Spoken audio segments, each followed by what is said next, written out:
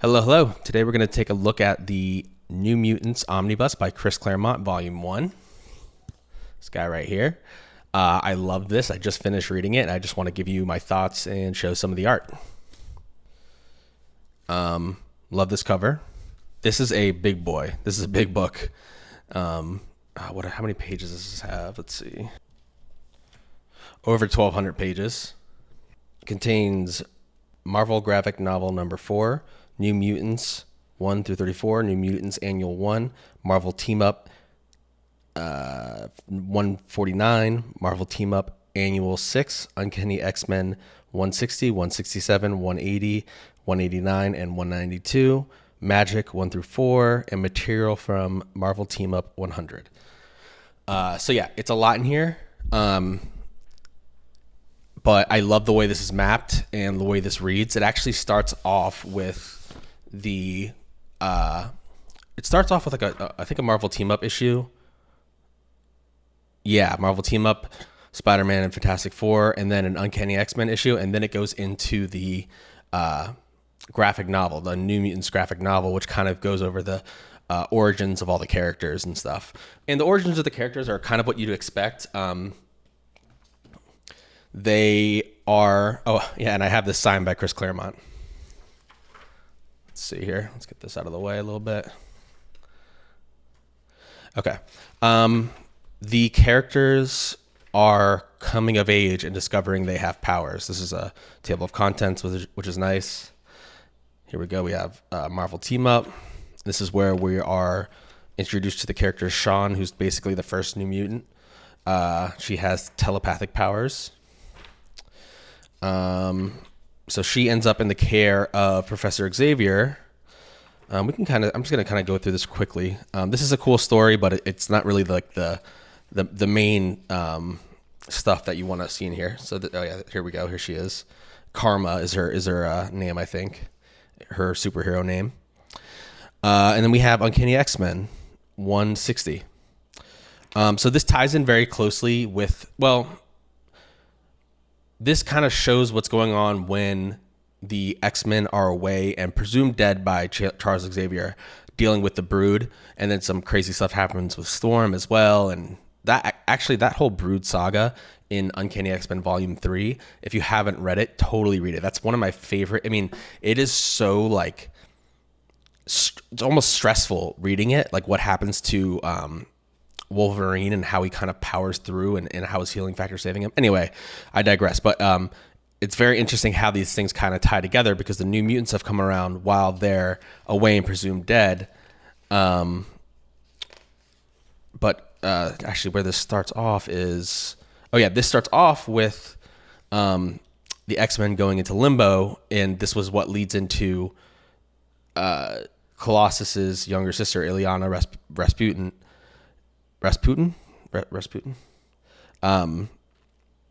going into limbo, getting stuck there.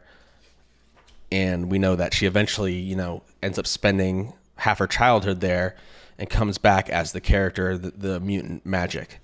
So this is that issue where they go to limbo and they end up losing her. And this is kind of crazy because there's time travel in here. There's like the X-Men from the future and past kind of going together.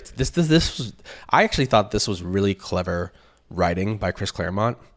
And that's the thing you have to understand. This is Chris Claremont, so I'm a huge fan of Chris Claremont writing. Like, once you get into his writing and you kind of understand what it is he's doing and how he builds characters and builds relationships and builds stories,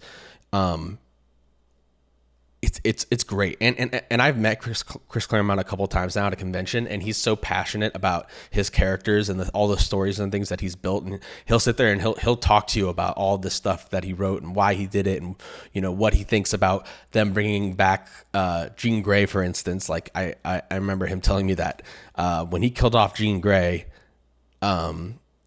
she was supposed to be dead. She was never. He had no plans for her to come back. So that's not one of his favorite things that they did. But anyway, so Chris Claremont is great, and this is a really good example of why. So we have the New Mutants graphic novel,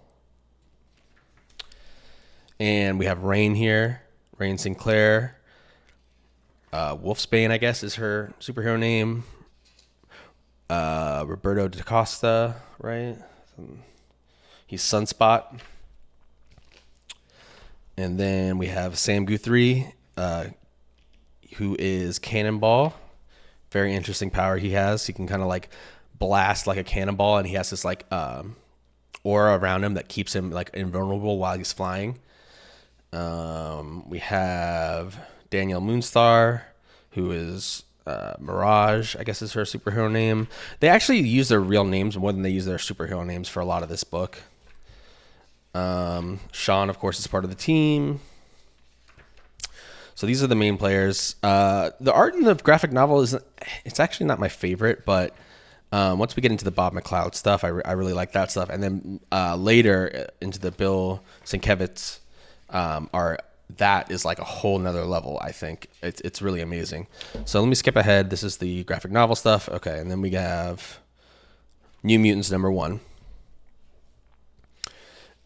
So they're all coming together as a team for the first time, and you're starting to get the group dynamic in here, and they're not really a team yet, at the beginning. And that's again one of the brilliant things about Chris Claremont is he really does like character development and team building and like progression really well. He really like you feel you're invested in these characters as you read through this. And they're developing their powers in the training room, of course, in the danger room. And they're finding out what their weaknesses are, and they have some of their powers kind of like work well together. Like Rain and Danielle Moonstar, she has a connection with animals. So when Rain goes into her wolf form, she has like a psychic rapport or connection with Danielle Moonstar, so she can actually like psychically talk to her when she's in her wolf form, and she can tell her, "Oh, I've caught the scent of something," and they're whoever they're trying to find and stuff like that. And then there's a lot of them doubting themselves too. Like, are they really ready to be superheroes? Are they really trained well enough? Okay, we have some Brood stuff going on here in the danger room. And then I think we get a Sentinel in here soon, if I remember correctly. Oh yeah, here we go. Here's some Sentinels. I love this art. I just love Sentinels. I love it. Whenever Sentinels show up in X-Men stuff, I enjoy it.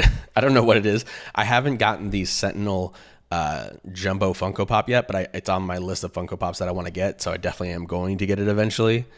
But this art's really great. All right, let's skip ahead a little more.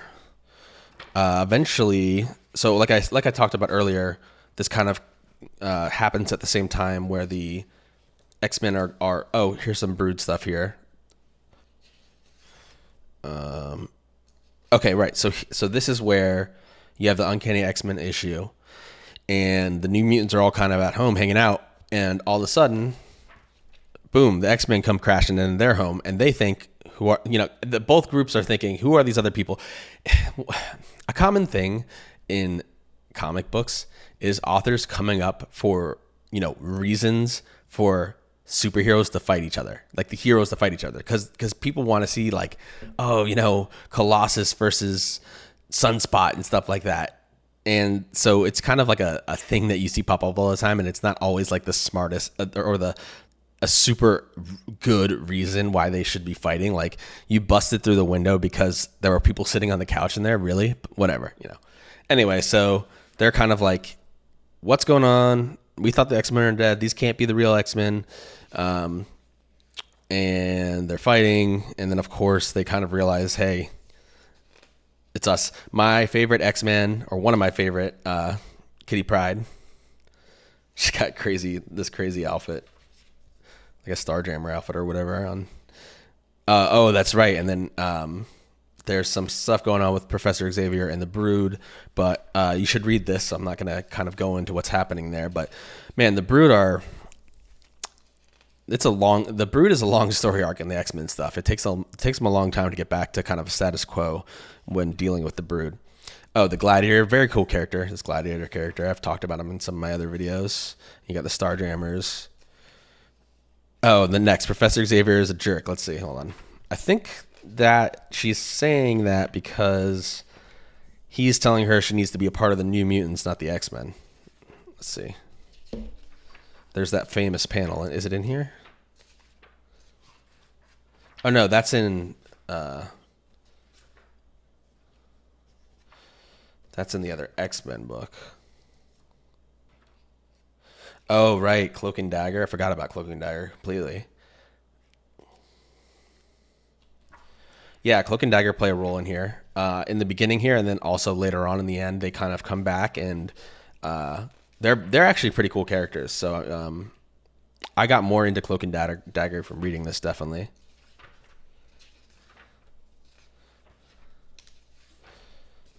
All right, I got to go through this a little faster because this is a really big book. And I'm happy this is a big book because this is such a good book. To give you my overall thoughts, I thought this was great. I enjoyed reading it. Like, I wanted to keep, every time sometimes with these big books, you start reading through it and like, these comics weren't originally meant to be read in like quick succession. Like they are in these omnibuses. So sometimes it's like easy to get tired of it kind of quickly and then want to move on to something else for a little while. But I really wanted to stick with this because I was enjoying all the stories that are happening in here and how, the characters were being built up and stuff. Okay, so they go to the Amazon and they end up in this Roman society that broke off from Rome and then created their own Roman society in South America, and like time hasn't moved forward for them basically. Like it has, but like they still do everything the old Roman way. It's like take a little piece of Rome and put it in the Amazon, and that's what this is. So they discover this, and they're kind of making them like fight in the gladiator arena at first. But then they find some allies, and you get a new mutant from this whole story arc, and that is Amara.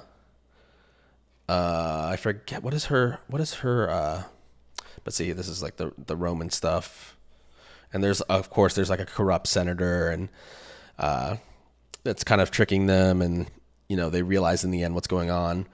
They think Rain is like a prophecy or something, or some kind of god, because there was some Roman tale about a wolf. I don't know. Yeah, Chris Claremont writing is freaking great. But yeah, you get Amara, and she has like volcanic powers, so she can become like lava, and she can cause earthquakes and make like lava come out of the ground. She's extremely powerful, actually, so powerful. Here we go.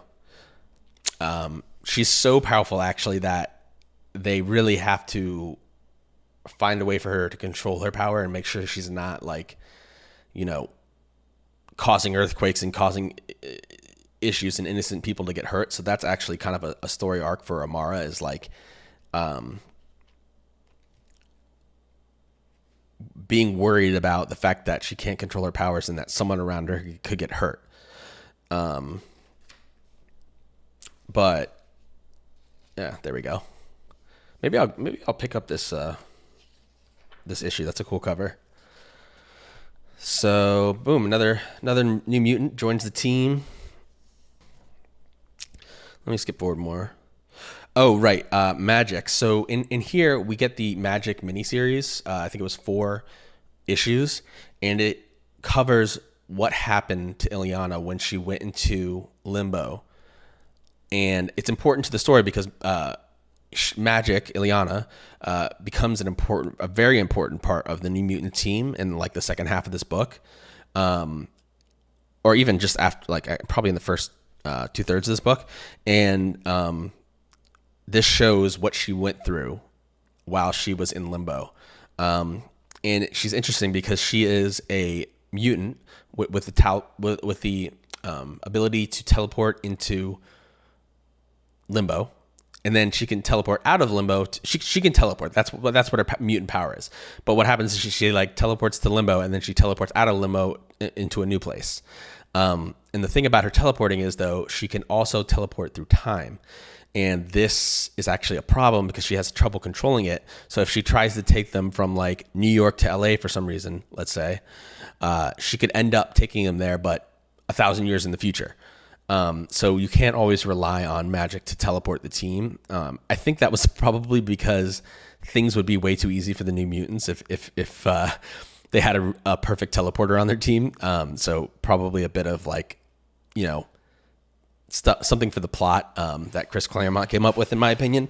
But anyway, I digress. She is a really cool character because she's a teleporter and she's also a sorceress because her master in Limbo that raises her teaches her sorcery. So she's like a witch mutant. And time moves differently in Limbo. So for everyone else, a very short amount of time passed, but for Ileana, it was like half of her childhood was spent there. And all of a sudden she's like a teen when she gets out.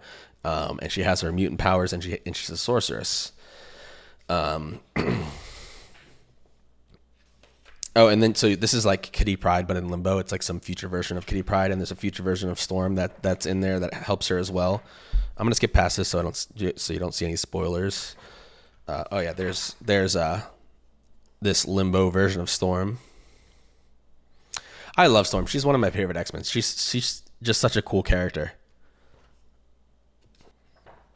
Oh yeah, and she has this Magic has her soul sword. This is like the first iteration of what her soul sword looks like. I think later on they make it look a little cooler, but it can't hurt you physically, but it can like affect any magic or anything that's gone on in your body or whatever. So, and I think in Limbo maybe it works. I don't know. It has its own like special properties, but like if she summons her soul sword in like, you know, not outside of Limbo, she could cut straight through you, but she would affect any like magic that was in your body with the soul sword.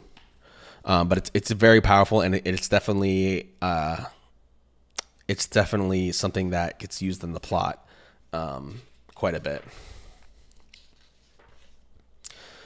Okay, here we go. This is Bill Sienkiewicz. Bill Sienkiewicz. I don't know how to say his name. This is his art, Bill. We'll just call him Bill. And it's amazing. Look at this. There we go. I love this art style. I mean, I really, really enjoyed this when I was reading it, to the point where I actually read it a little slower because I was just taking in the art as I was going through the book. So and then there's another artist that comes on for some of these issues in here, and they kind of keep this style going. They don't do it as well as Bill, but they do it pretty well, and I super enjoy it. Okay, and now we have Warlock coming in here. I had no idea what this character was. I just always saw Warlock like pictured with the New Mutants, so I knew it was an important character, but I never knew what he was. But you get the origin of him here. Oh, this is crazy. This whole Demon Bear saga. I'm not going to give any spoilers away there, but I mean, this the art and what happens in the story is very dramatic and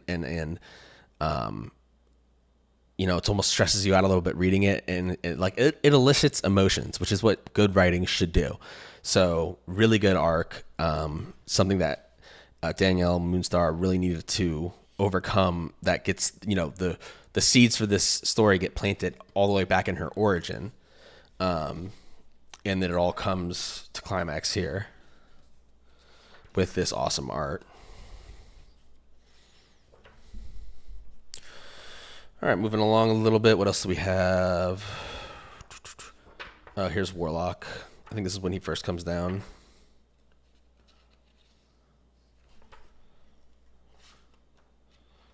And what's this one?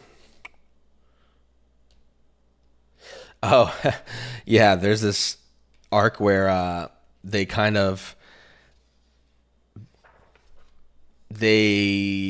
are going to the show of this like pop star, or this rock star, I should say.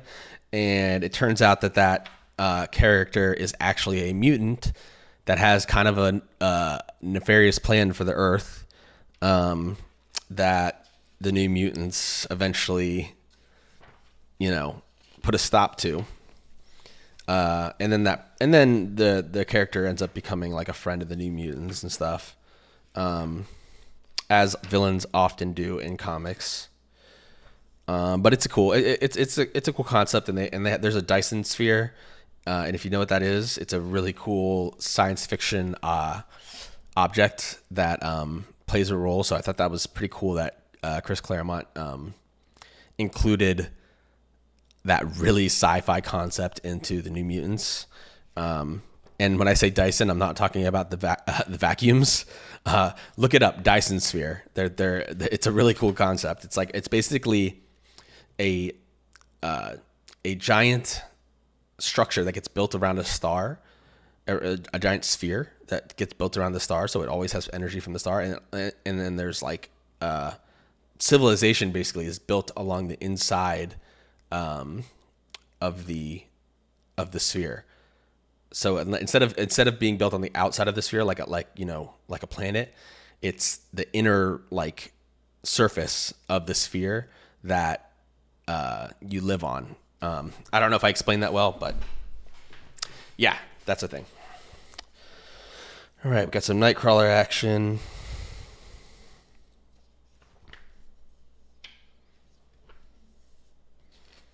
What else we have here? Oh, Hellfire Club makes a lot of appearances here.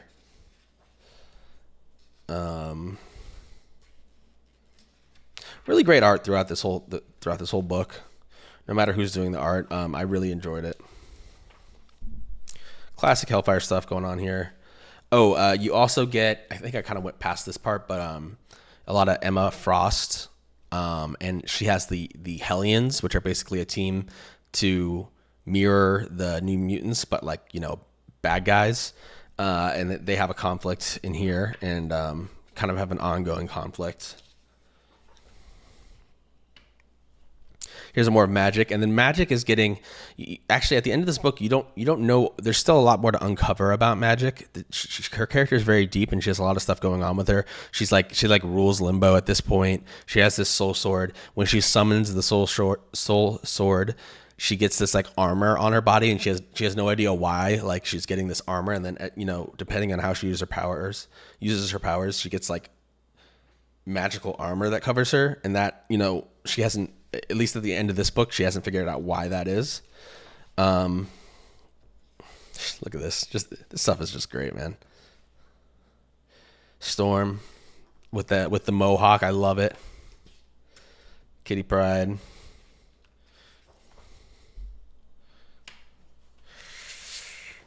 And then what do we get into near the end here?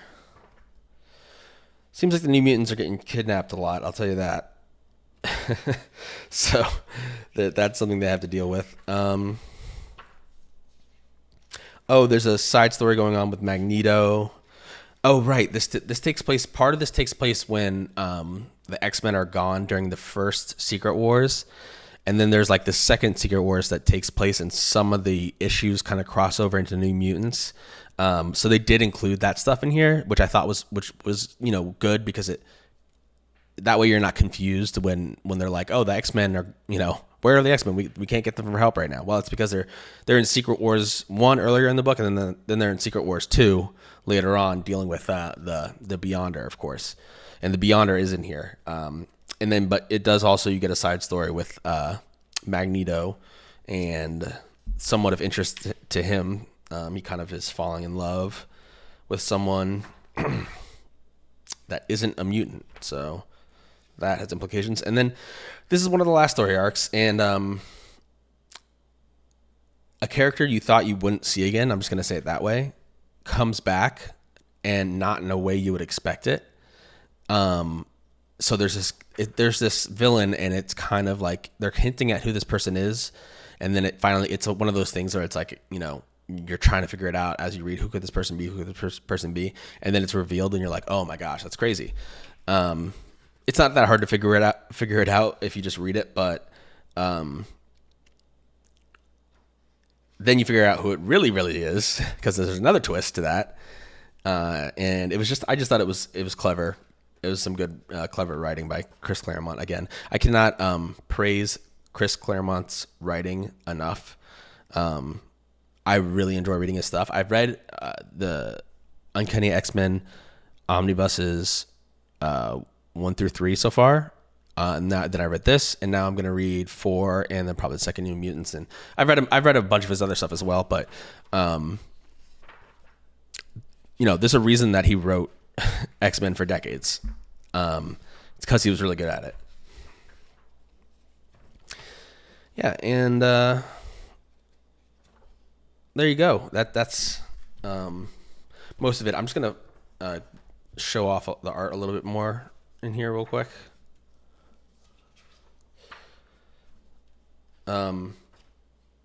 But yeah, my final thoughts are this stuff is classic. Chris Claremont is a great writer, so you should go out and read his stuff. The art's great. Character development is really cool. A cool set of powers for a super team. It kept me interested the entire time reading it, and I want to read volume 2. And I can't recommend this enough. This was a really great read, and I love this era of art so much. So, and look at Warlock. I mean, drawing this character must have been kind of crazy, because he's so wild looking. Look at this. Like, it looks kind of fun to draw this stuff. So here's another one. So yeah, those are my thoughts. Definitely recommend this book, New Mutants Volume 1. If you've made it this far, thank you so much for watching. Like and subscribe, and I'll see you in the next video.